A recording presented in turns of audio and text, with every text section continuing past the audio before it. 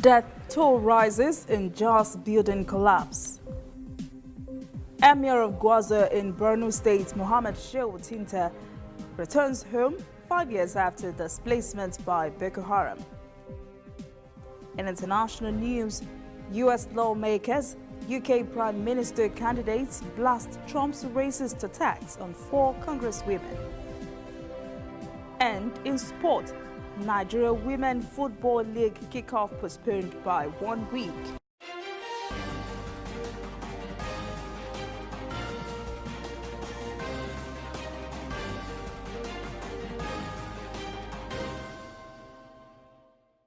This is ANN News. I am Olajumoke Olatunji. 9 people were killed and 7 injured in Jos on Monday when a building collapsed. Plateau State Emergency Management Agency said the 2-story building was located at Butcher Lane in Jos North local government area of the state. SEMA Director of Search and Rescue, Juni Bala, confirmed the casualty figure may increase. Plateau State Command spokesperson Tena Toveth says the casualty may increase as some people may still be trapped in the rubble, but rescue operation is ongoing. Oyo State Governor Seyi Makinde has fulfilled one of the promises he outlined in his manifesto to publicly declare his assets.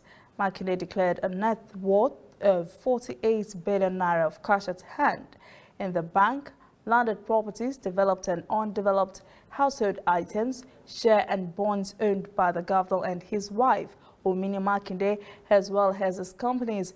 The governor said his decision to make the asset public was in fulfillment of his electoral promise. Mammoth crowds gathered at Polka and Major Streets in Gwaza Metropolis on Monday to welcome back their emir, Mohammed Shehu Tinta, after 5 years of absence. Shehu Tinta was accompanied by the Deputy Governor of the state, Usman Kadafur, Senator Ali Ndume, members of the State House of Assembly, and village heads. Governor Babagana Umara says the return of the monarch signified the return of civic authority in the local institution. Federal Controller of Works in Anambra State, Adeyemo Ajani, says the second Niger Bridge may be redesigned to prevent suicide attempts. Ajani stated this on Saturday when the Abuja branch of the Nigeria Society of Engineers inspected the ongoing works at the Ogbaru site of the project near Onitsha. Ajani says the level of completion is now 24%, and during the inspection, China Soko Okoli, the NSC Abuja chairman, recommended a suicide-proof design of the pedestrian walkway of the bridge to prevent cases of suicide. Okoli recommended a standard walkway of 1.5 meters high to discourage anyone who might want to jump from the bridge into the river. The norm in Nigeria has always been to set aside certain fields in which women should not be found. For example, highly physical fields like road construction and even non-demanding fields like taxi driving had always been reserved for men. And that seems to be changing now as Nigerian women have begun to enter into fields traditionally populated by men. In a city of 1 million people, Abigail Williams is the only female taxi driver. She took up driving after her husband died. One day like that, I wake up, I drop my children in school. That was the last fuel I had, and I don't have any money for the next day for them to go to school. I just had a voice saying, "You have a car and you can use it." I saw so many people that were stranded that very day. And I said, taxi. That was how I started it. So less than 1 hour, I make some cool money. When I now go home, I said, yes, this is the business. This barber salon is unique in Jos because it has Jane Lawan. She's now a female barber after learning to cut men's hair from a friend. Jane makes a little over $1 on every haircut. I'm happy. I'm a barber. I'm a female barber. I'm very grateful because I'm having what I want. I'm getting what I want. And I get that respect. Many people used to respect me because some ladies, they don't want to go do something, have small change. Just depend on guys going up and down. For her employer, Jane's gender doesn't matter. Day in, day out, she's improving and she's very hardworking, and then she's just good. But working in male-dominated professions doesn't come without its challenges, especially in northern Nigeria, where cultural and religious beliefs makes it a reality. The first time it was not funny because in Jos, some will see you, God forbid, how can a female driving me? God forbid. Some, they believe in their culture, say women know they touch their head.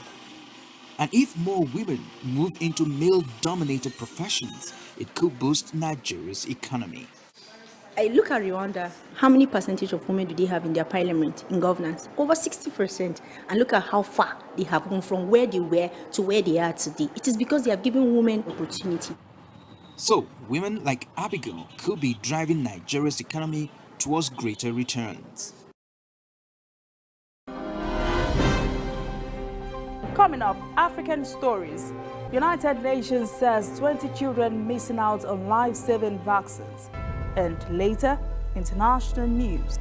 US lawmakers, UK Prime Minister candidates blast Trump's racist attacks on 4 congresswomen.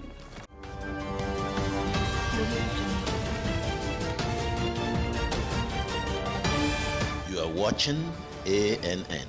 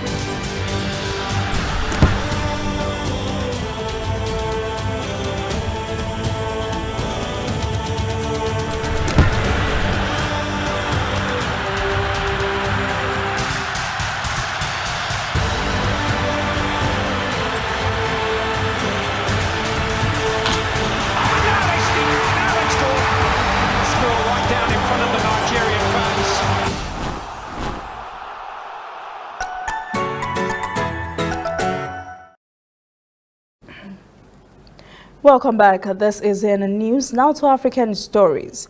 2 leading UN agencies have reported that nearly 20 million children worldwide, more than 1 in 10, were not vaccinated against killer diseases such as measles, diphtheria, and tetanus last year. Global life-saving vaccine coverage remains at 86%. The World Health Organization says although this is high, it is not high enough. It says 95% coverage is needed to protect against outbreaks of vaccine-preventable diseases. WHO's Director of the Department of Immunization, Vaccines and Biologicals, Kate O'Brien, notes most unvaccinated children live in the poorest countries, especially in fragile or conflict-affected states. She said almost half are in just 16 countries. 10 of them are in sub-Saharan Africa. WHO reports Nigeria, India and Pakistan have the lowest vaccination rate, while Africa remains the region with the lowest vaccine coverage. The WHO says it has not gone backwards because of expected population increase. WHO projects fewer children in Africa are likely to receive life-saving vaccines in the coming decades. The African Continental Free Trade Area Agreement has just gone into effect, but its positive impact on economies across the continent is being touted. South Africa is expected to realize a boost in its exports to other African countries as a result of the Free Trade Agreement. Travers Andrews reports.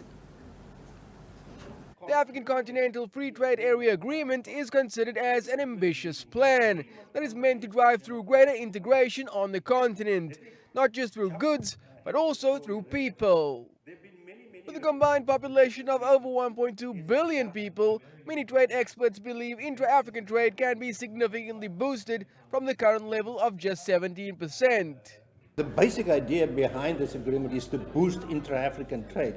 because Africans do not really trade that much with each other. The intra-African trade compared to the rest of the world is at very low levels. So we can do a lot if we make it easier to trade. Now, how will we do that? If we can lower the tariffs, if we can make the rules of origin easier, if we can deal with the red tape and the infrastructure and the transport systems. So there's a lot to be done. And that means major growth is possible for many Western Cape companies, with aspirations of having their products across the continent. We are very optimistic about the growth opportunity, and we're not, there's a lot of challenges in Africa, but we are not discouraged with regards to those challenges.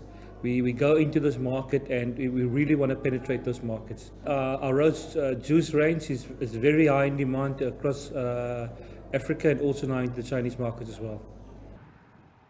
What the ratification of the agreement also means is that local businesses may not be beholden to what they perceive as unfair trade practices from some markets they currently operate in. One of the spin-offs of the trade agreement is that it could catapult South Africa's economy to a higher growth trajectory and lift the GDP. And in the Western Cape, that means not only more money for local companies, but more job opportunities for locals as well. The first China-Africa Peace and Security Forum opened in Beijing on Monday. Represented at the event are the Chinese military and nearly 100 representatives from 50 African countries and the African Union. 15 defense ministers and chiefs of staff are also attending the forum, with the theme Cooperation Hand in Hand to Consolidate Security. The forum is expected to offer a platform for participants to share ideas on cooperation, security, peace and funding. Over the past decade, China's role in security in Africa has grown rapidly through peacekeeping and escort missions, armed sales and military exchange programs. China is strengthening security ties with African nations as its investment grows across the continent. Cooperation is meaningful in a way that the African continent and China have a lot in common. We have got shared challenges. I believe more in the collaborative approach to international peace and security. And everyone matters, including China. So that China adds its big voice to the conversation, I think it's a welcome gesture. China has pledged to set up a peace and security fund, provide military aid, and extend some 50 security assistance programs. China-Africa security cooperation is an important force for improving the global security governance system and safeguarding international fairness and justice.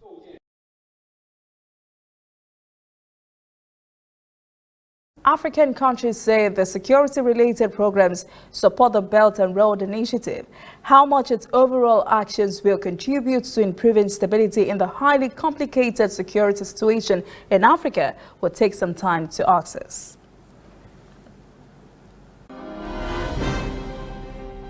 When we return, international news.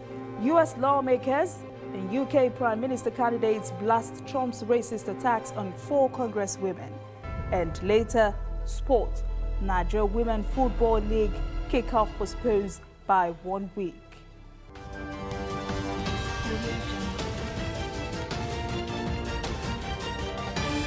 You are watching ANN. Welcome back. This is ANN News. Now to international events. European Union foreign ministers turned up the pressure on Turkey on Monday after approving an initial batch of sanctions against the country over its drilling for gas in waters where EU member Cyprus has exclusive economic rights.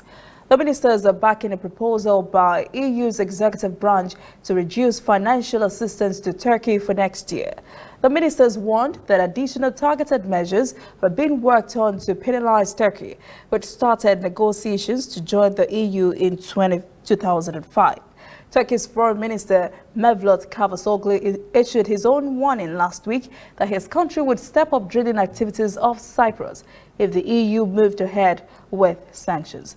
The EU ministers repeated the serious immediate negative impact that Turkey's illegal actions are having on EU-Turkey relations and called on Ankara to respect Cyprus' sovereign rights in line with international law. Turkey doesn't recognize Cyprus as a state, as Cyprus government officials say Turkey claims 44% of their country's exclusive economic zone as its own. At least 22 persons were killed in torrential rains and flash floods caused by cloudburst in Pakistan-controlled Kashmir on Monday. Local officials say some others were also missing in the flash flood. Both Pakistan and India control parts of Kashmir, divided by a line of control. Both countries lay claim to the entire valley. The flash flood occurred in Leswar town of Neelam Valley, a popular tourist destination near the line of control, early on Monday. And more than 100 houses were damaged while a mosque was swept away. The National Disaster Management Authority says the army is assisting the local administration in the rescue and recovery mission. Democrats in the U.S. Congress have moved to formally censure President Donald Trump's attack on 4 congresswomen of color as most Republicans remained silent. The president had tweeted they should go back to the places from which they came. All 4 of the congresswomen Trump appeared to reference are U.S. citizens. 3 were born in the United States, while Ilhan Omar, a Somali refugee, arrived in 1992. Trump doubled down on his attacks against the congresswomen on Monday and dismissed concerns that his comments were racist. Meanwhile, both candidates vying to replace Theresa May as Britain's prime minister said they agreed with her that the language used by U.S. President Donald Trump about the congresswoman was unacceptable. Johnson said, quote, "Relations between the UK and the US are incredibly important, but if you're the leader of great multiracial, multicultural society, you simply cannot use that kind of language about sending people back to where they came from. So it is totally unacceptable," end quote. A Palestinian family in East Jerusalem neighborhood was forcibly evicted from its home last week. It had lost an appeal last month to right-wing settlement organization that owns most of the buildings in the high-profile case. The court has ordered the family to evacuate the home along with an adjacent store. But protesters rallied around the Palestinian family to express anger over the eviction.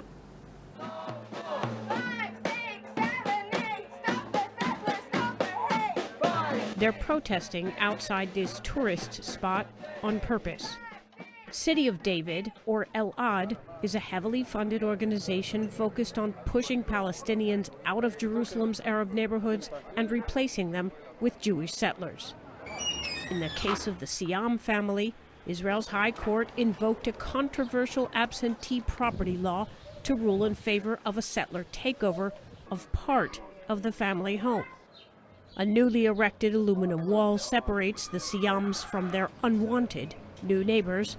The Jewish settlers who took over the home are protected around the clock by Israeli security. Since we're staying here, we will not give up. We will keep going our life, but we will not just stop now in this step and just to say we are surrendered. Israel illegally annexed Arab East Jerusalem in 1967. There are more than 200,000 Jewish settlers living in Arab neighborhoods today. Political trends indicate settlement and further annexation will continue and increase in the future. Peace advocates maintain the negotiation table is the only place to work out long-term solutions. We don't have any alternative, only 2 states and only peace. If we are not going to go there, we are doomed. As Israeli-Palestinian peace remains stagnant, all parties are seemingly marching down the path of doom.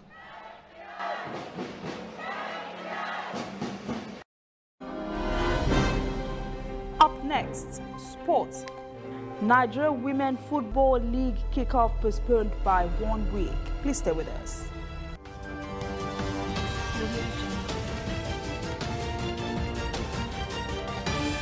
You are watching ANN.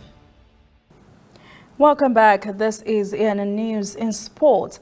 The Nigeria Women Football League has postponed by 1 week the kickoff of the Nigeria Women Premier League, earlier scheduled for Wednesday.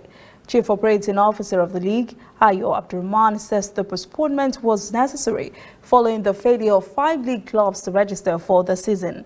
Defending champions Bayelsa Queens of Yenagoa, Dream Stars of Lagos, the Invincible Angels of Boko, Heartland Queens of Owerri, and Abia Angels are yet to register.